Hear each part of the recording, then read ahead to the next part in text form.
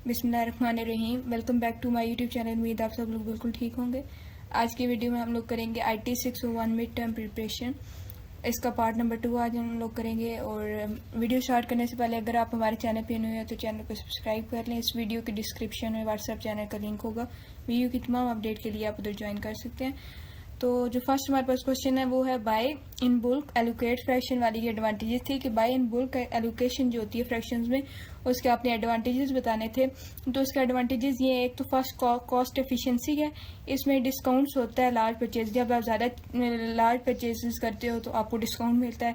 उसके बाद resource optimisation है, इसमें आप एलोकेट करते हो जो ओनली व्हाट इज़ नीडेड, जो ज़रूरत हो सिर्फ हम उसको एलोकेट करते हैं और इससे जो वेस्ट होता है ना वो रिड्यूस होता है।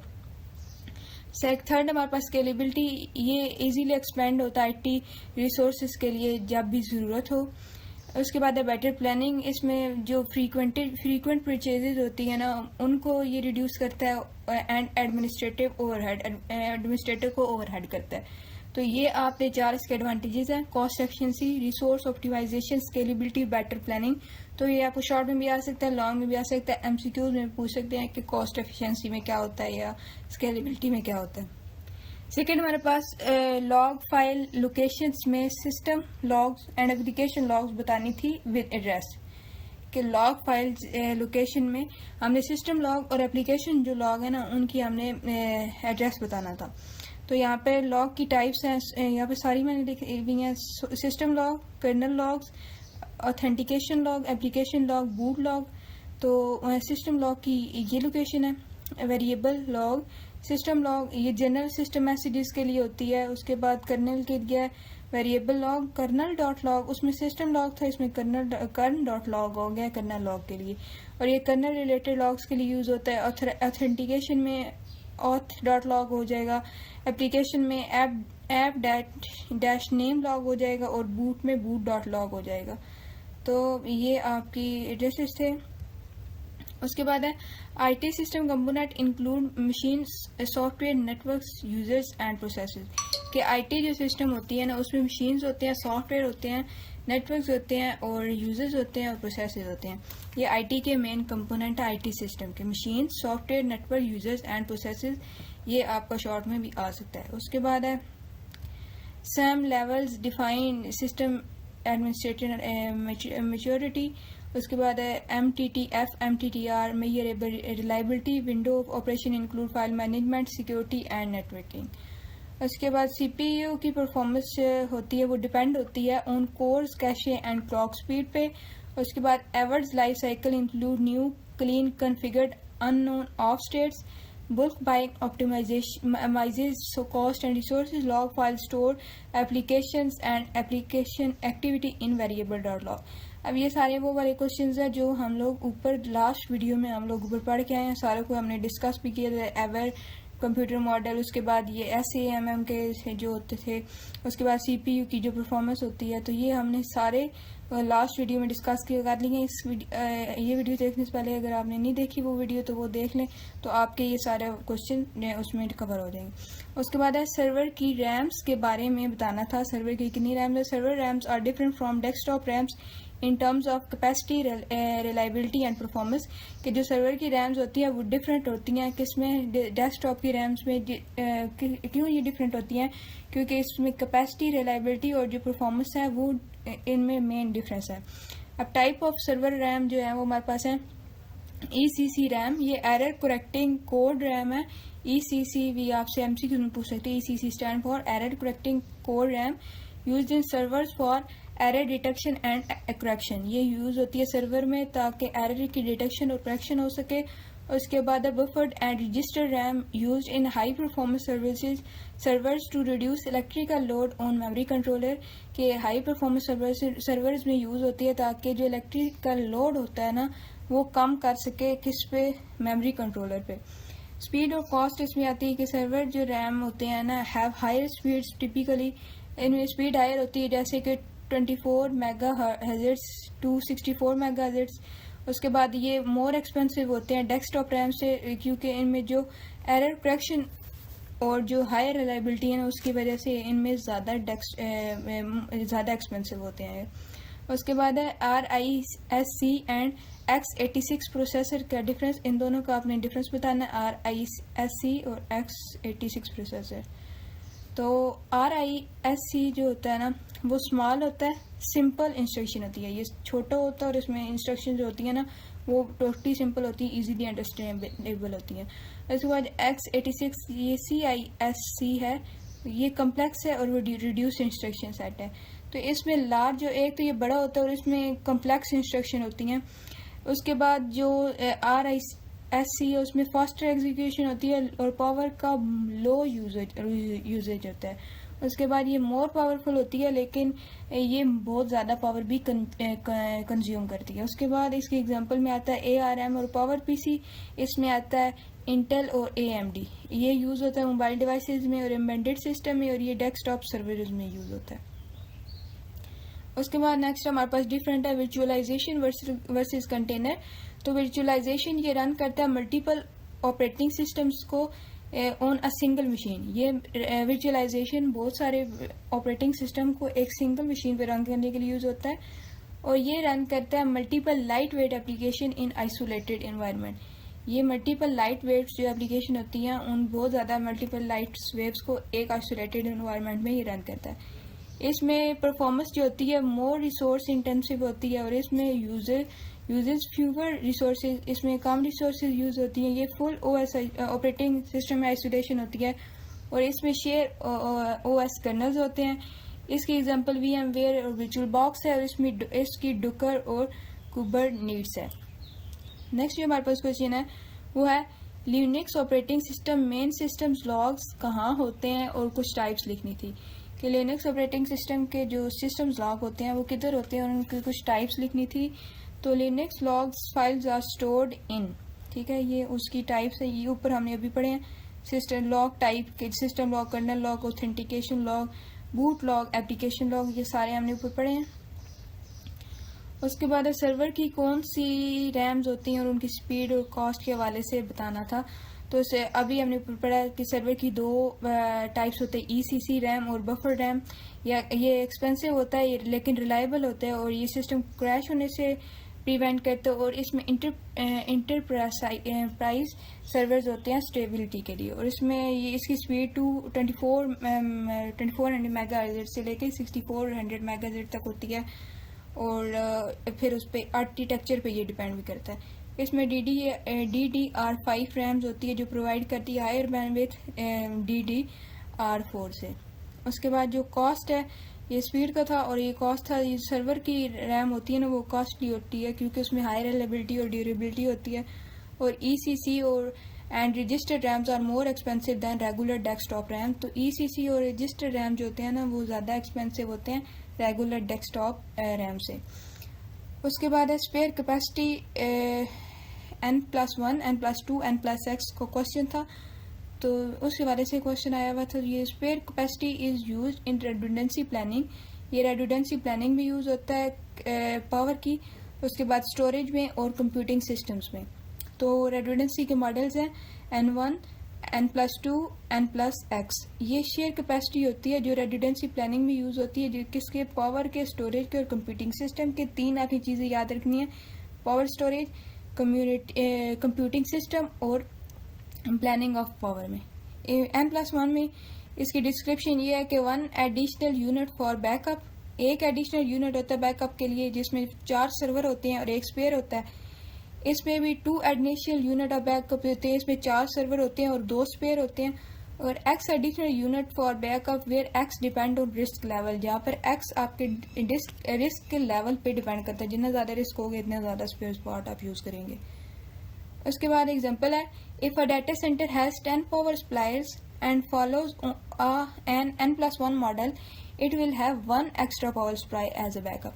कि अगर N+1 का मॉडल यूज़ होता है तो उसके पास एक स्पेयर पार्ट होगा। अगर N+2 का यूज़ करता है तो उसके पास 2 स्पेयर एक्स्ट्रा पावर सप्लाईज होंगी, और अगर वो X यूज़ करती है तो वो जितनी मतलब रिस्क का लेवल होगा इतना वो ज़्यादा यूज़ कर सकता है।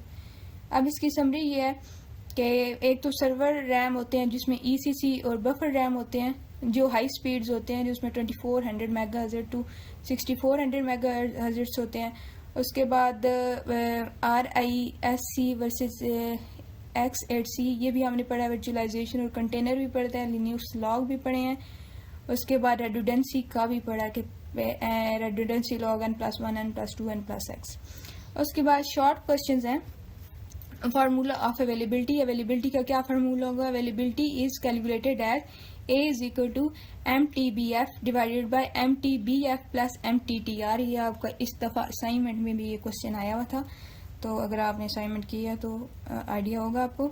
यहाँ पे MTBF जो होता है mean time between failures, average time between failures में ये आता है। उसके बाद MTTR mean time to repair, time required to fix the failure. Average time जो MTBF एवरेज टाइम जो फेलियर के दरमियान आता है वो होता है, और MTTR जो टाइम रिक्वायर्ड होगा उसको फिक्स करने के लिए फेलियर को, उसको हम MTTR कहेंगे। Higher availability mean better system of time, high अगर अवेलेबिलिटी आपकी ज़्यादा होगी तो सिस्टम जो होगा वो बेटर ऑफ टाइम यूज़ होगा। उसके बाद advantages and disadvantages of snowball data transfer service. अब इसके कौन से एडवांटेजेस और डिसएडवांटेजेस? फर्स्ट हमारे पास एडवांटेजेस हैं, ये लार्ज डाटा को ट्रांसफ़र करता है। उसके बाद इसमें सिक्योरिटी ज़्यादा होती है, ऑफलाइन ट्रांसफ़र भी हो सकता है, कॉस्ट इफेक्टिव भी ये है। ट्रांसफ़र पीटाबाइट्स ऑफ डाटा एफिशिएंटली, पीटाबाइट्स में ये डाटा एफिशिएंटली ट्रांसफ़र कर लेता है। इसमें इंक्रिप्टेड स्टोरेज होती है जो कि प्रिवेंट करती है अनऑथराइज्ड एक्सेस को, मतलब अगर कोई इंक्रिप्टेड स्टोरेज होती है जो कि अगर कोई अनऑथराइज बंदा या उसको लॉगिन करने की कोशिश करता है तो वो नहीं होता। उसके बाद इसमें इंटरनेट का भी यूजेज नहीं होता। ये रिड्यूस करता है ट्रांसफ़र के टाइम को, reduce benefit cost for cloud migration, इसमें कॉस्ट भी कम होती है। उसके बाद अब इसके डिसएडवांटेजेस हैं, तो इसमें फिजिकल हैंडलिंग होती है, लिमिटेड स्पीड होती है, नॉट रियल टाइम होता है। इसमें required shipping hardware to cloud provider, slower than high speed fibre connections, can not be used for live data synchronisation. तो आपने इनके एडवांटेजेस और डिसएडवांटेजेस दोनों के कर लेने हैं। उसके बाद लॉन्ग क्वेश्चन है हमारे पास, use for AWS snowball Google transfer appliances ETC, ये इसमें यूज होते हैं। अच्छा, टाइप्स ऑफ सर्वर आपने बताने हैं। सर्वर आर्किटेक्चर, तो टाइप ऑफ सर्वर है मोनोलिथिक, ये सिंगल सिस्टम होता है विद ऑल सर्विसेज कंबाइन, यहाँ पे सारी सर्विसेज कंबाइन होती है। इसकी एग्जांपल है लेगेसी मेन फ्रेम्स। इसके बाद है क्लाइंट सर्वर, इसमें क्लाइंट रिक्वेस्ट करता है सर्वर को from a central server. Client जो होता है वो रिक्वेस्ट भेजता है सर्विसेज के लिए एक सेंट्रल सर्वर के थ्रू, मतलब एक जगह जो हब होती है उधर से वो मैसेज भेजता है क्लाइंट को। इसमें वेब एप्लीकेशन होती हैं peer to peer P2P, all nodes act as both client and server, के हर नोड क्लाइंट के तौर भी एक्ट करती है और सर्वर के तौर पर भी एक्ट करती है। इसका एग्जाम्पल है BitTorrent। उसके बाद है cluster servers, multiple servers work together for high availability, के बहुत सारे सर्वर एक साथ काम करते हैं हाई अवेलेबिलिटी के लिए। इसमें गूगल क्लाउड आ जाएगा, AWS आ जाएगा। उसके बाद है माइक्रो सर्विसेज, ये स्मॉल होती है इंडिपेंडेंट सर्विसेज होती हैं कम्युनिकेट करने के लिए नेटवर्क पे। इसमें नेटफ्लिक्स आ गया और अमेजोन आ गया। इसमें जो micro services and cluster architecture होती है ना, ये बहुत ज़्यादा पॉपुलर होते हैं क्लाउड कंप्यूटिंग में। तो ये भी आपको शॉर्ट क्वेश्चन आ सकता है कि कौन सी दो क्लाउड कंप्यूटिंग आर्किटेक्चर हैं जो बहुत ज़्यादा पॉपुलर हैं, तो वो है micro services and cluster architecture. उसके बाद जो नेक्स्ट है हमारे पास वो है टाइप्स ऑफ बसेस। बसेस की टाइप्स कितनी हैं? तो बसेस की टाइप हैं एड्रेस बस फर्स्ट है जो कैरी करती है मेमोरी के एड्रेस को, इसमें 32 बिट्स होती हैं, 64 बिट्स होती हैं और CPU बसेस होती हैं। उसके बाद है डाटा बस, ये ट्रांसफ़र करता है एक्चुअल डाटा को, इसमें PCLE होती है और USB होती है। कंट्रोल बस जो होती है ना, ये सेंड करती है कंट्रोल के सिग्नल्स को CPU और पेरिफेरल डिवाइसेस के दरमियान, तो ये इंटरप्ट सिग्नल्स जिसमें हो सकता है, एग्जांपल है इसकी। उसके बाद है सिस्टम बस, ये कनेक्ट करता है CPU को, रैम को और मदरबोर्ड के जो कंपोनेंट्स होते हैं उनको। इसकी एग्जांपल है फ्रंट साइड बस FSB।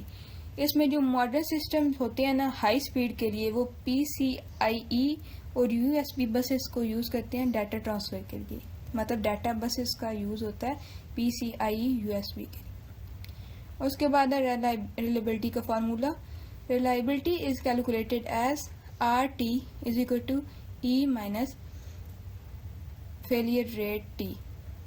यहाँ पर ये इसका साइन मुझे भूल गया क्या इसका नाम होता है, उसकी ये फेलियर रेट को करेगा, इसमें नंबर ऑफ फेलियर्स पर टाइम होंगे, और टी जो होगा वो ड्यूरेशन बताएगा जिसमें वो फेलियर पर टाइम डिक्रीज होता है। इसमें हाई रिलायबिलिटी होती है, means fewer failures in a system. High reliability जो होती है उसका मतलब होता है कि अगर जो सिस्टम होता है उसमें लेस फेलियर होंगे। उसके बाद है रिंग बफर। रिंग बफर हमारे पास सर्कुलर बफर होता है, और अब पहले इसकी डेफिनेशन है तो गिवन है, ठीक है। A ring buffer, circular buffer, is a fixed size data structure that wraps around when it reaches the end, avoiding data loss. कि रिंग बफर एक सर्कुलर बफर होती है जिसमें फिक्स साइज होता है डाटा स्ट्रक्चर का, जो रैप्स अराउंड होता है जब वहां तक पहुंचने के लिए when it reaches the end, avoiding the data loss. Data loss को अवॉइड करता है और एंड पे पहुंच जाता है जहाँ पर उसने पहुंचना होता है, रैप्स करता है डाटा को। इसके की फीचर्स है first in first out mechanism पे ये चलता है। उसके बाद ये यूज होता है नेटवर्क बफरिंग में, ऑडियो प्रोसेसिंग में और डाटा स्ट्रीम्स में। ये प्रिवेंट करता है बफर के ओवरफ्लो को, जैसे कि by overwriting old data when full. Example है लिनक्स की keyboard input buffer, audio streaming application Spotify, YouTube इसकी एग्जाम्पल्स हैं। उसके बाद जो नेक्स्ट है efficient for real time application like networking and OS process. Summary ये एक अवेलेबिलिटी का फार्मूला ऊपर जो हमने पढ़ा है MTBF divided by MTBF plus MTTR, और उसके बाद रिलायबिलिटी का फार्मूला RTE माइनस ये सॉरी इसको पाई आई थिंक कहते हैं इसको। इसमें अब हमने स्नोबॉल पढ़ी थी जो लार्ज ऑफलाइन डाटा ट्रांसफर के लिए यूज होती है, लेकिन इसमें फिजिकल हैंडलिंग रिक्वायर्ड होती है। उसके बाद सर्वर आर्किटेक्चर्स पढ़े हैं जिसमें मोनोलिथिक है, क्लाइंट सर्वर है, पीयर टू पीयर है, क्लस्टर्ड है और माइक्रो सर्विसेज है। टाइप्स ऑफ बेसिस में एड्रेस, डाटा कंट्रोल, सिस्टम बस है, और रिंग बफर में ये यूज होता है नेटवर्किंग में, ऑपरेटिंग सिस्टम के बफर्स में और रियल टाइम एप्लीकेशंस में। नेक्स्ट जो हमारे पास शॉर्ट क्वेश्चन है वो है define availability and its formula. Availability का फिर फार्मूला आगे रिपीटेड ये क्वेश्चन है। Availability refer to the percentage of time a system is operational and accessible when need. कि वो टाइम वो परसेंट ऑफ टाइम जब एक सिस्टम ऑपरेशनल हो और उसको एक्सेसिबल जो मतलब उसको एक्सेस करने के लिए नीड हो, तो वो टाइम होता है अवेलेबिलिटी का। A is equal to MTBF divided by MTBF plus MTTR। MTBF वो टाइम बिफोर फेलियर, और जो उसको टाइम उस सिस्टम को रिपेयर या रिस्टोर करने के लिए टाइम लगेगा वो MTTR होगा। उसके बाद higher availability mean of times and reliability. उसके बाद one advantages and disadvantages of Snowflake. Advantage ये है कि इसमें स्केलेबिलिटी होती है। Snowflake allows automatic scaling of storage and compute resources without downtime. Downtime के बगैर ये ऑटोमेटिक स्केलिंग स्टोरेज और कंप्यूट रिसोर्सेज प्रोवाइड करता है। उसके बाद डिसएडवांटेजेस ये हैं कि ये कॉस्टली फॉर लार्ज क्यूरीज, ये ज़्यादा क्यूरीज के लिए बहुत ज़्यादा इसकी कॉस्ट है। Snowflake charges based on compute usage which increase cost of frequent queries. उसके बाद है situation givens commands were required. अच्छा, आपको ये सिस्टम सिचुएशंस आपको गिवन थी और आपने उनकी कमांड्स बतानी थी। तो अब देखिए व्यू सिस्टम लॉग के लिए क्या कमांड है, cat dot variable dot log dot system log. तो ये आपने लाजमी याद करके जानी है। उसके बाद है find specific error in a log, GREP error that variable dot log dot system log slash system log. उसके बाद है चेक रनिंग प्रोसेसेस PSAUX। उसके बाद मॉनिटर सिस्टम की परफॉर्मेंस करनी थी टॉप और एच टॉप। उसके बाद रीस्टार्ट SSH सर्विसेज, इसमें SUDO system CTI restart SS। ये आपकी कमांड्स सिचुएशन थी, उनकी कमांड्स आपने बतानी थी। तो यहाँ पे आज की वीडियो एंड करती है। नेक्स्ट इंशाल्लाह अगली वीडियो में हम लोग इसका सिलेबस कवर कर देंगे। उम्मीद आपको वीडियो अच्छी लगी होगी। वीडियो अच्छी लगी है तो लाइक करें, चैनल को सब्सक्राइब करें। अल्लाह हाफिज़।